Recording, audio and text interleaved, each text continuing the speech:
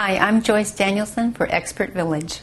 The next item is a pair of silk boxers, and we're going to slide the leg over the end of the ironing board, and this is very low heat. And just slowly work your way up on this, because when you first do this, actually you want to probably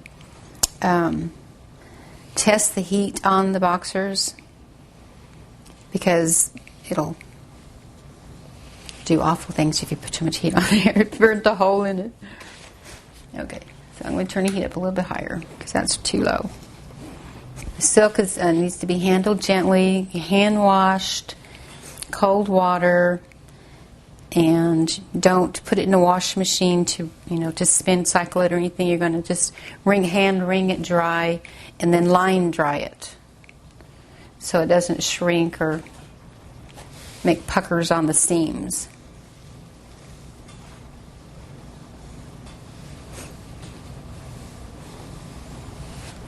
And you're just going to slowly work your way around.